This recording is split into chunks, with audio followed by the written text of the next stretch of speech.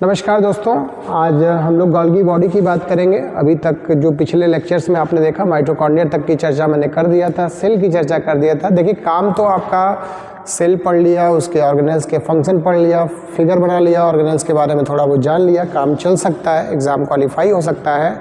लेकिन अगर आपको सच में एनाटॉमी एंड फिजियोलॉजी पढ़ना है तो मैं जैसे पढ़ा रहा हूँ, जो चीज़ें बता रहा हूँ, आप लोगों को समझना पड़ेगा। तो गोल्गी बॉडी को ही हम लोग गोल्गी एपरेटस या गोल्गी कॉम्प्लेक्स कहते हैं। तो तीनों नाम से आप कभी कंफ्यूज मत होइएगा। और एक नाम यहाँ पे फिगर में और दिया है जिसको सेल्स पोस्ट ऑफिस भी कहते हैं, ठीक है। तो ये इस तरह का कुछ गोल्गी एपरेटस आपका दिखाई देता है जिसमें सी स्ट्रांस दो फेस होते हैं, ठीक है। इसमें सिस्टर्नी होती है, ये आपके जो होते हैं ये फोल्डिंग जो होती है इसी को सिस्टर्नी बोलते हैं, ठीक है ना। और जो ये बीच वाला हिस्सा है इसको लुमेन बोलते हैं, यहाँ पे फिगर में दिया हुआ है। तो बात करेंगे गोल्गी एपरेटस होता क्या है। तो गोल्गी एपरेटस का मेन काम क्या होता है, ये प्रोटीन और लिपिड की पैकेजिंग करता है, उसकी सॉर्टिंग करता है। सॉर्टिंग मतलब समझ रहे, छांटना जिसको बोलते हैं। और प्रोसेसिंग मतलब भी आपको बात समझ में आ रही है, प्रोसेस भी करता है। प्रोटीन और लिपिड कहाँ से सिंथेसाइज होते हैं, आपके एंडोप्लाज्मिक रेटिकुलम से सिंथेसाइज होते हैं और ये ट्रांसपोर्ट करते हैं गोल्गी एपरेटस, ठीक है। देन ट्रांसपोर्ट, जब पहले क्या होता है प्रोटीन और लिपिड आपके जो है एंडोप्लाज्मिक रेटिकुलम पे बन जाते हैं और फिर ये ट्रांसपोर्ट होते हैं गोल्गी एपरेटस के पास for the modification and sorting के लिए।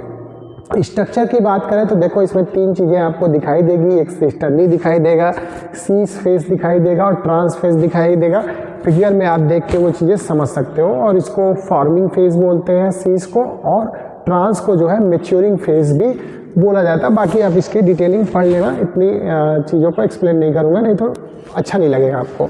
फंक्शंस की बात करें, मेन टॉपिक की बात करता हूँ जो एग्जाम के लिए, उतनी चीज़ें तो आपको कम से कम लिखनी ही लिखनी है। अगर गोल्गी एपरेटस के बारे में पूछता है तो आपको उसके बारे में उसके फंक्शंस लिखने हैं कि ये प्रोटीन का मॉडिफिकेशन करता है। मॉडिफिकेशन समझ रहे हो, गाड़ी का जैसे मॉडिफिकेशन आप कर देते हो तो ये प्रोटीन को अभी मॉडिफिकेशन करता है इस तरह से, सॉर्टिंग एंड पैकेजिंग करता है उनका, ठीक है। अब देखो यहाँ पे कुछ पौधे जो है जो आप देख सकते हैं, जैसे प्रोटीन मॉडिफिकेशन की बात करें तो protein received from rough endoplasmic reticulum. Protein कहाँ से मिलता है, देखिए एक राइबोसोम्स होते हैं, ठीक है। एंडोप्लाज्मिक रेटिकुलम पे जब राइबोसोम्स जाके स्टिक कर जाते हैं तो उनको रफ एंडोप्लाज्मिक रेटिकुलम बोला जाता है। वहाँ से क्या होता है, प्रोटीन आपके रिसीव होते हैं। Endoplasmic reticulum often modify in the Golgi, जब गोल्गी में इनका मॉडिफिकेशन हो जाता है, such as the addition of carbohydrate, glycosylation and phosphate group phosphorylation. फिर क्या होता है इनको क्या होते हैं ये प्रोटीन जो है, such as the addition of, अब इसमें क्या होता है कार्बोहाइड्रेट और फॉस्फेट ग्रुप का जो है एडिशन होता है, ठीक है। तो इस तरह से इसमें क्या होता है, प्रोटीन में मॉडिफिकेशन देखने को हम लोगों को मिलता है। उसके बाद क्या बात करें तो प्रोटीन मॉडिफिकेशन, आप समझो कि प्रोटीन क्या होते हैं, रफ एंडोप्लाज्मिक रेटिकुलम से रिसीव होते हैं और ये क्या करते हैं कि एंडोप्लाज्मिक गोल्गी बॉडी में जाके ये अपने आप को मॉडिफाई करते हैं। किसके एडिशन से मॉडिफाई करते हैं प्रोटीन, कार्बोहाइड्रेट और फॉस्फेट ग्रुप के एडिशन से, ठीक है, जिसके लिए एक टर्म दिया जाता है ग्लाइकोसिलेशन एंड फॉस्फोरिलेशन। ये चीज़ें आपको बायोकेमिस्ट्री में बहुत डीप में समझ में आ जाएगी। अभी बस आप केवल इतना जानो कि प्रोटीन का मॉडिफिकेशन होता कैसे है, क्योंकि देखो बात केवल एक शब्द की नहीं है, उसमें गहराई है, ठीक है। अभी मैं आपको गहराई में ले जाने की कोशिश अगर करूँ तो आपको कंफ्यूजन क्रिएट होगा। तो केवल आपको बस इतनी बातें जाननी है कि सेल में क्या होते हैं, गोल्गी एपरेटस होते हैं, उनका काम होता है processing, packaging and sorting of protein and lipids. और ये प्रोटीन लिपिड्स आपके एंडोप्लाज्मिक रेटिकुलम से बनते हैं और वहाँ पे जाके इसको मॉडिफाई किया जाता है। सॉर्टिंग एंड पैकेजिंग की बात करें तो देखो इसमें डिटेलिंग किया गया है कि Golgi sort and packages protein and lipid into vesicles and are then directed to their appropriate destinations। क्या करता है गोल्गी, क्या करता है इसको, जैसे कि एक वेसिकल्स बनाता है। वेसिकल्स मतलब गुब्बारा में जैसे पानी भर दिया जाता है, सेम उसी प्रकार से वेसिकल्स बनते हैं और सेल के अंदर से चीज़ें रिलीज होके जो है वेसिकल्स के फॉर्म में जाती हैं और उसके अंदर भी वो वेसिकल्स के रूप में काम करते हैं। तो यही वेसिकल्स है। जैसे दे रहा है transport to the cell membrane for secretion and incorporation into the membrane, ठीक है, सेल मेम्ब्रेन से ट्रांसपोर्ट कराने के लिए भी ये चीज़ें की जाती है। लाइसोसोम डिग्रेडेशन जो होता है उसमें भी आप देखोगे कि जो है उसकी सार्टिंग पैकेजिंग का कार्ड ट्रांसपोर्ट टू लाइसोसोम में भी करने के लिए जो है हम लोग क्या करते हैं, वेसिकल्स का निर्माण होता है। Transport to other part of the cell, अगर अपने सेल से दूसरे सेल तक ट्रांसपोर्ट करना है किसी चीज़ को तो उसके लिए भी हम लोग जो है सॉर्टिंग और पैकेजिंग करते हैं। तो क्या होता है, जैसे गुब्बारा होता है उसमें पानी भरा होता है, ठीक है, तो उसी तरह का कुछ वेसिकल्स होता है जिसपे मेम्ब्रेन्स होती है और अंदर फ्लूइड जो होता है और उसी के थ्रू वो जो है ट्रांसपोर्ट होता है। ठीक, synthesis of certain macro molecules, कुछ मैक्रो मॉलिक्यूल्स जो बड़े मॉलिक्यूल्स होते हैं उसको बनाने में भी ये हेल्प करता है। Golgi also play a role in a synthesis of some macro molecules. Macro molecules क्या है, कार्बोहाइड्रेट, प्रोटीन, लिपिड, ये सब क्या है, मैक्रो मॉलिक्यूल्स हैं आपके बॉडी के, ठीक है। इसी तरह से पॉलीसेकेराइड जैसे सेल्यूलोज जो प्लांट में पाया जाता है उसमें भी कहीं ना कहीं गोल्गी एपरेटस का रोल होता है बनाने में, जिसकी वजह से जो प्लांट होते हैं वो प्लांट अपना सेल वॉल बनाते हैं। ठीक, वेसिकल्स का फॉर्मेशन देखो कैसे होता है। वेसिकल मतलब क्या, वेसिकल्स मतलब वही है गुब्बारा में जैसे पानी भर के बनाया जाता है उसी प्रकार से कुछ वेसिकल्स बनते हैं।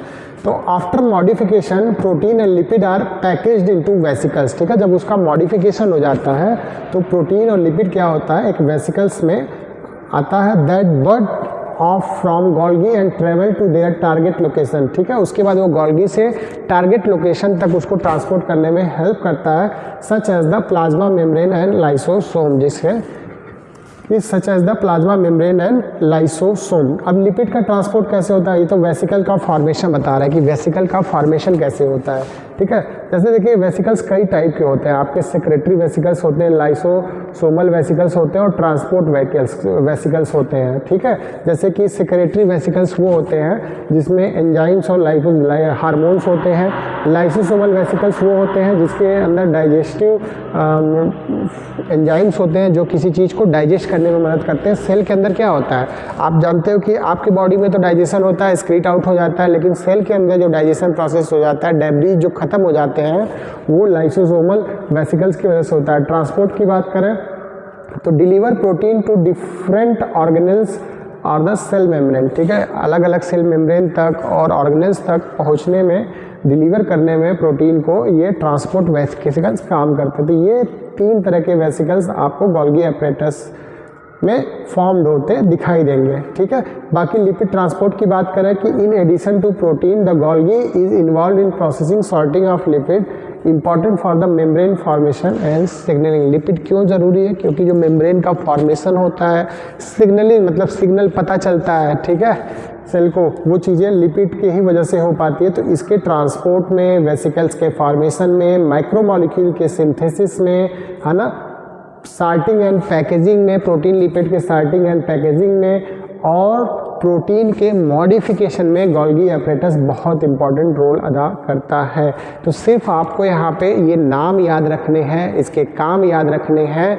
हो सकता है कि आपको बहुत इमेज अभी नहीं बने, लेकिन ये इमेज आपको तब बनेगा जब आप बायोकेमिस्ट्री पढ़ोगे। तो यहाँ हम लोग को अपने दायरे में रख के पढ़ना है कि हम सिर्फ यहाँ पे क्या पढ़ रहे हैं, एनाटॉमी एंड फिजियोलॉजी। एनाटॉमी मतलब स्ट्रक्चर, आपको केवल स्ट्रक्चर पता होना चाहिए, और दूसरी चीज़ आपको फिजियोलॉजी मतलब उसके फंक्शंस पता होने चाहिए। तो फंक्शंस मैंने आपको डिस्कस कर दिया। तो अब हम बात करेंगे लाइसोसोम की। तो नेक्स्ट वीडियो में हम लोग मिलते हैं लाइसोसोम के बारे में चर्चा करने के लिए। छोटे छोटे बना रहा हूँ कि जिससे आपको जो है एक एक चीज़ें आसानी से समझना और याद करना इजी हो। बाकी ये नोट्स आपको मिल जाएगा आपके ग्रुप में, आप इसको अच्छे से स्टडी कर लेना। Thank you very much.